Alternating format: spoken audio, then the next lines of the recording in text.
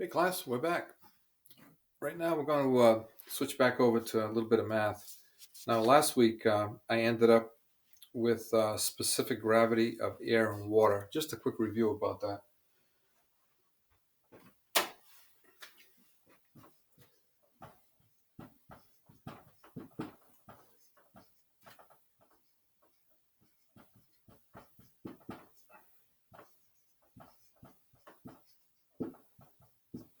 Okay, air has been assigned number one because air is the most common gas, of course, there is.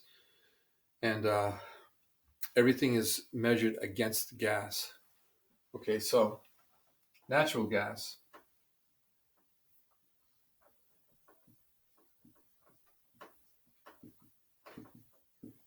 I believe it's zero point 0.6. You can see that and check it out on your gas chart. I believe that it'll say zero point 0.6. And something heavier would be propane.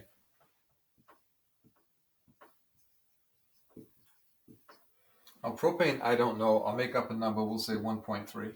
All right. It's heavier than air, so it's going to drop to the floor. Propane can be a little scary, especially if you're working in a basement. So be very careful when you're working with propane. All right. But everything is based on air. Natural gas being lighter than air, zero point 0.6. Propane being heavier than air. All right. Now, on the liquid side, water equals 1. Okay. Most common liquid around is water. And everything is compared to that. So example would be gasoline would be, I'm not going to write it down because I don't know the exact number. It would be up here, be like say zero point 0.8, and something heavier than water. Um, Anything that would be heavier, mercury is much heavier than water, 13.6 times heavier. So now this was a problem. So if we had a container of water, we'll make it 10 pounds, make it easy. All right. And we dumped it out and fill that same container with mercury, it'd be 10 times 13.6, right? Which is, okay, so a container just a little bigger than a gallon would weigh 136 pounds, all right? It's incredibly heavy. It's also very hazardous. I think some of you have probably heard that. It's one reason we don't use it much anymore. The mercury was used, it was a terrific it was almost like ball bearings. They used it in the lighthouse in Block Island. I remember the story about it. It would rotate. It took almost nothing to rotate the big heavy the light they had there because it was mercury. But eventually, the mercury was discovered to be the hazard that now we know that it is. So we don't use it as much. Okay, uh, so let's pick up with something new this week. So the first thing is going to be BTU.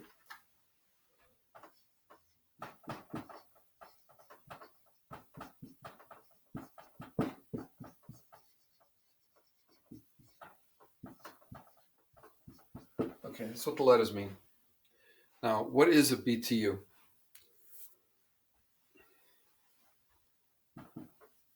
It's the amount of heat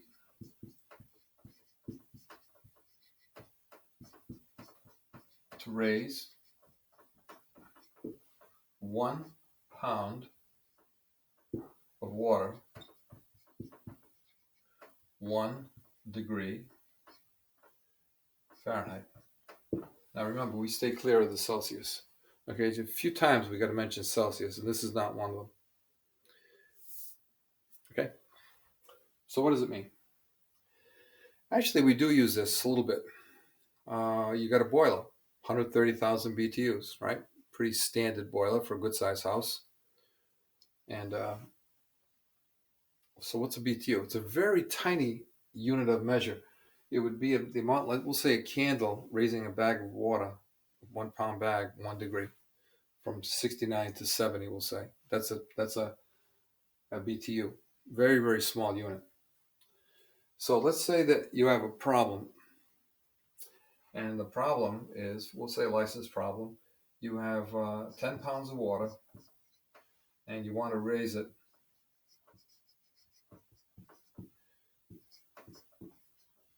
12 degrees Fahrenheit, of course. Okay, so what you do is you just multiply this times this. Nice easy one.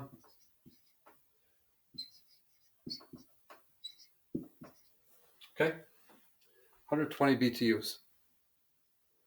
Very simple.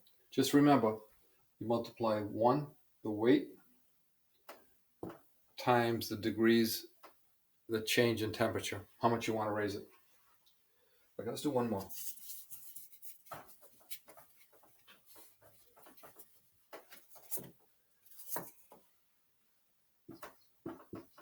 Say we have 50 pounds of water. We want to raise it, say 35 degrees, right? I'll take it up 35 degrees. Now this is roughly, it's almost exactly 6 gallons. So this would be like a tiny water heater. And you want to kick it up 35 degrees, okay? Remember, the water heater can only go to 130. So we'll say it's 95. So let's do that. If I asked you to do,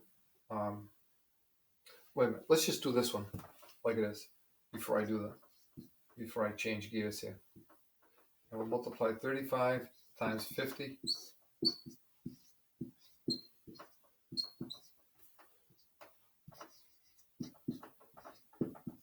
So you got 6 gallons of water and a little tiny 6-gallon water heater.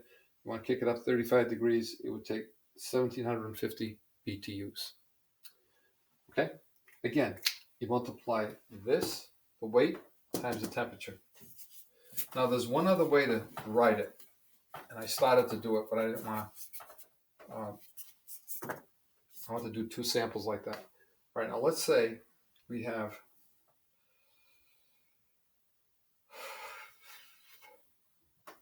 345 pounds of water. Right, we'll say a bigger heater, much bigger heater. And we want to go from 90 degrees to 130. All right, we'll keep it legal. All right, first thing you do is what's the difference here? You can see it's 40 degrees, right? 30 minus 90 is 40. So that's just one added step. But you can see how it's done. Right? Instead of asking you 40 degrees, you figure it out. So you multiply it out.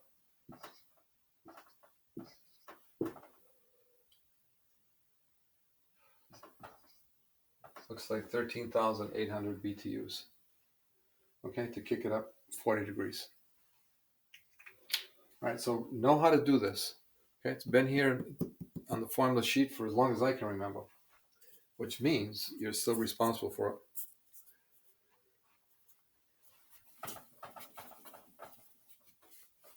Now, I'm going to get off the formula for a minute to give you a real life example, because some of these formulas really aren't much value other than for your license. This is one of them. That part there, not so much. But BTUs, you got to understand what it is. So that's what a BTU is. Here's how it comes into play in real life. We'll say your boiler is 135,000 BTU boiler, right? That's what it's rated for.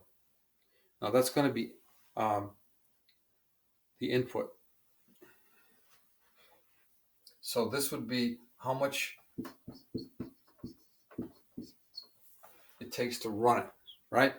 That's what it takes to run that water heater, 135,000. But obviously there's going to be something lost because you're not going to have that much to run the baseboard or the radiant heat. Okay, so how much is it going to be? So you got input and you got output. I'm making up this number, of course. Right? What happened? What's this here? What went up the chimney? What's heating the boiler room? Just lost heat right here. But this is how much you would have to provide in the form of fuel to run that. For gas, it's 135,000 on the gas chart. So you look on the gas chart, You got to look up something that would handle 135,000 BTUs and whatever the distance is to the gas source, back to the gas main. I mean, where it comes into the house. Okay, you have to measure it, but that's the size of the gas pipe. Now, this is how much you have available for, we'll say, baseboard. And baseboard is, give you an example. Um, let's say we have some baseboard. Baseboard puts out about 600 BTUs per foot per standard baseboard, not high cap, not toe kick, regular baseboard, standard height baseboard. Toe kick, not toe kick, excuse me. The high capacity, high cap, I think that's somewhere around 800 or 900. But standard baseboard is 600 BTUs at 185 degrees. All right, so what I'm going to do is divide 120, right, by 600. Let's see what we got. So we got 6 into 12. Okay, according to this, I can do 200 feet of baseboard. So sounds like quite a lot of baseboard. All right, which I'm sure is enough to do with a house. Okay, that's how the BTUs apply to us everyday use. Now, water heater, we don't really need that so much. It might be 50, 60, 70,000 BTUs. Usually the size in gallons is what we're interested in. Like a 40-gallon gas is usually big enough for most houses, where an 80 electric might be the equivalent to get enough hot water, because the recovery rate, don't forget that name, is so much slower than the gas. So you need a much bigger tank. Pick up the slack. Okay, that was British Thermal Unit. And again, if you have any questions on this, I don't know that we're going to do it tonight, but next class, write down the questions and we'll take care of it. Because if you got a question, chances are you're not the only one. So if there's something that needs a little more explanation or whatever, write it down. Okay, the next thing I want to talk about, and this one is not on this formula sheet. I went through this and for some reason I don't have it. So I'm going to slip it right in here after British Thermal Unit. They do get the pi, and that's the circumference. But before we do that, let's do a quick, this should be a review for everybody. Let's do diameter.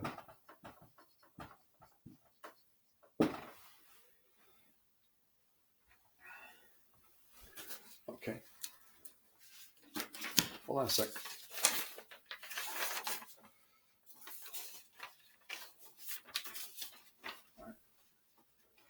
All right, diameter.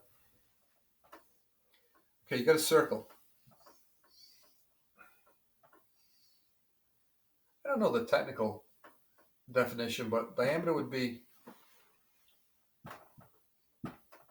the distance across the circle from one side to the other. Not something we use out in the trade that much, if at all, but you should know this, especially for some of these formulas. All right, so if the diameter is 3 inches, right, we'll say this is 3. I'll make it 4. All right, the radius is like halfway across the circle. Okay, so that's,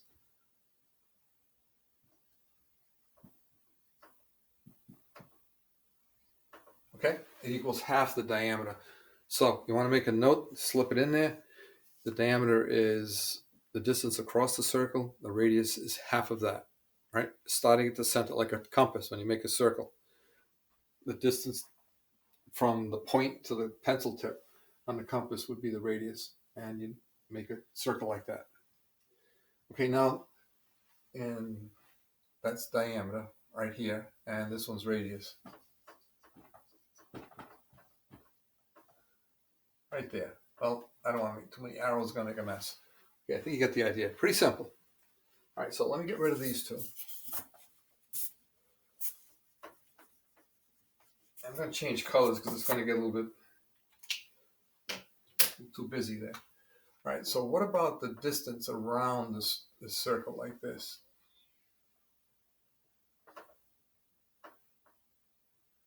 Right? Start right there. We'll go right around the circle. Oops. Going the wrong way. This is actually on the black line, but I'm drawing it up here just so you can see it. So what is this? So write this down.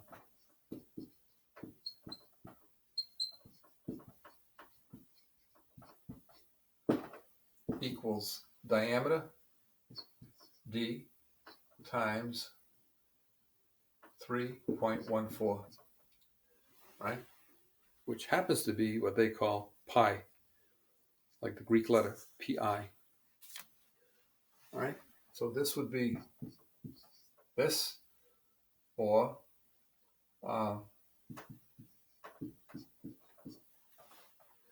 right. So you got radius, diameter, circumference equals diameter times 3.14. Like I said, they really don't spell that out. They give you the pi and the sign and 3.14, but no explanation. But that's it.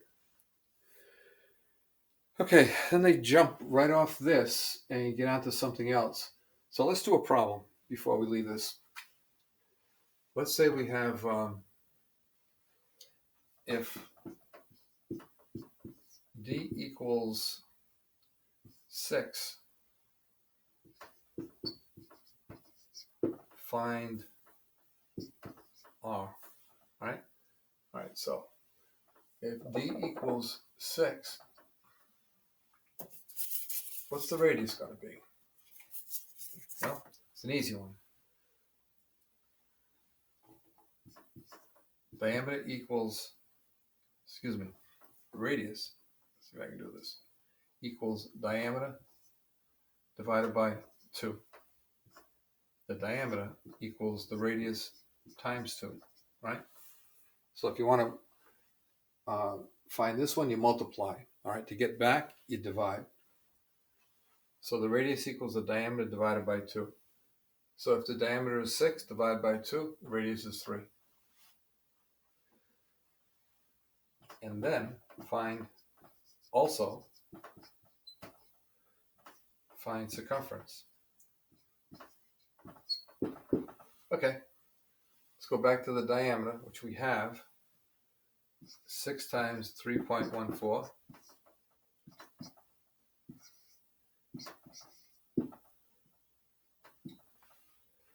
inches. So if you measured all the way around, it would be 18.84.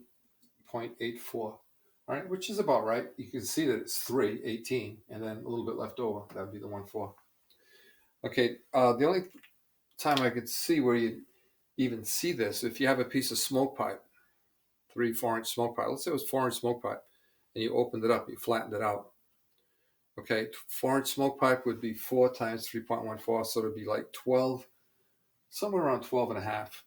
Okay, would be the from side to side, and then you put it back together, and it comes into a 4-inch circle. Okay, but remember these here; they're very simple, but you never know when it's going to pop up on a test. That's again not something you do every day on the tray.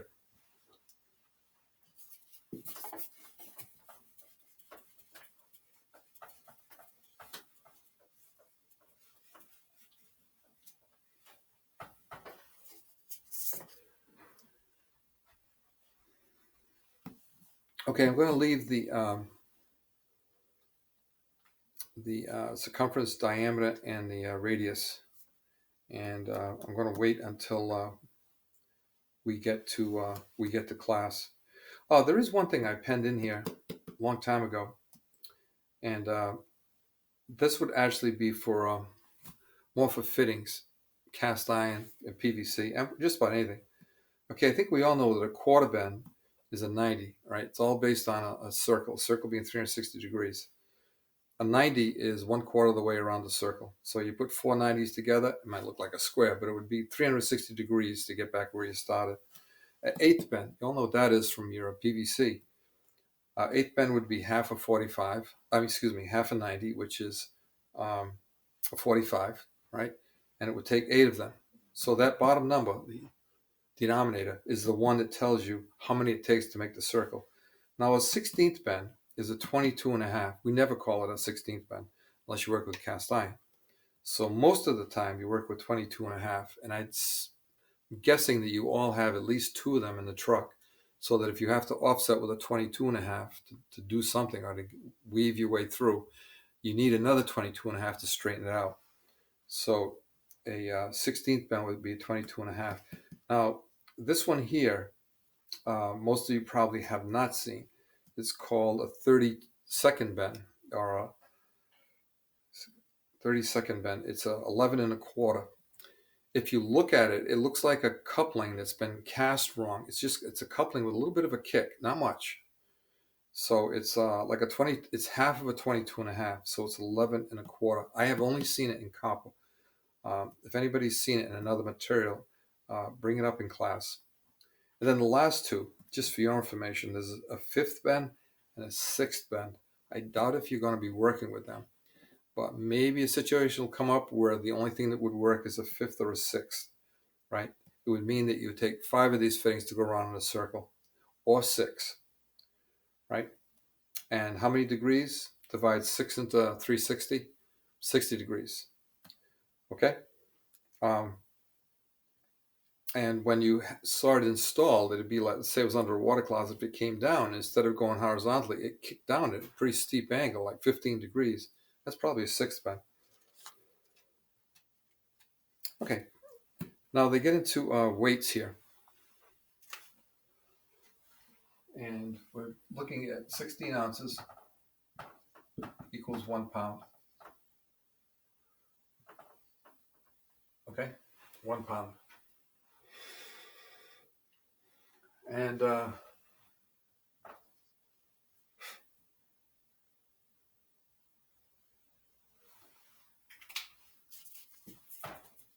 think that's all I mentioned here. And they go right from that to a ton. Right. Okay.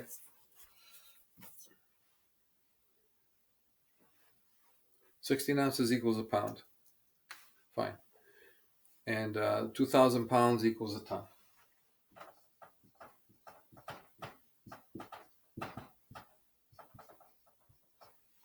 Okay, everybody should know that. If anybody doesn't, be sure you file this one away. You absolutely need to know this. Right, a ton is 2,000 pounds. Okay, now they have,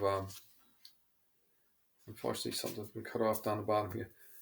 How many degrees in a circle or a square? Same thing, as far as, because you have to go all the way around to get back to where you started. And they mentioned 360, which I just talked about. So that we've already covered. And a dozen, I don't think I have to tell you that. A dozen is 12. Now, there's a term that, it's not plumbing, but in fact, it's not plumbing at all, but it's a term I didn't know until I was an adult. I suspect I was like, had been an adult for a while before I heard it. It's called a baker's dozen.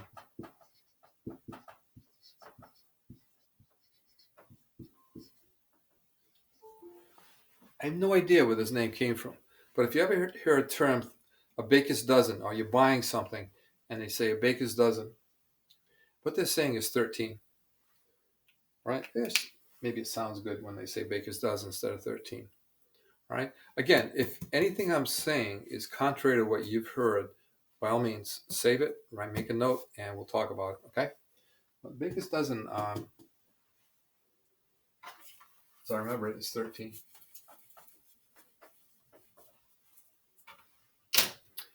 Okay. Let's see how we're doing here. 5:40. A few more minutes.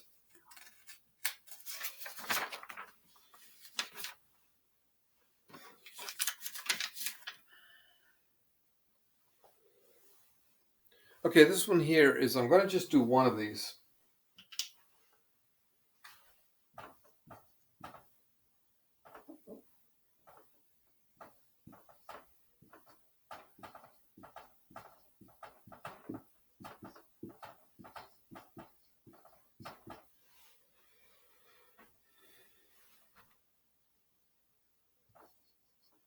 All right, inches to feet. Let's do an easy one. Let's say we have 24 inches. Okay. The book says that you divide it by 12. All right. Obviously. and you got 2 feet. Okay? I think we could all do that one in our head many, many years ago. All right, so let's try something a little tougher. Let's do 288 divided by 12. Okay, so what is that going to be? That's going to be 24. Okay? 24 feet. All right, sorry, I wouldn't have done that if I knew it was the same. Okay, but anyway, 288 divided by 12, 24 feet. And once in a while, even out in the trade, if you're working off your ruler and you got so many inches, right? Sometimes, you can't see the feet, the foot mark. You can see the inches. And you take your ruler down and you might have to like go back and see where that foot was. So get familiar with that, going back and forth, inches to feet. Okay? And I'm going to put a mark right there. We're going to call that'll be the end of it for tonight. Put that pen.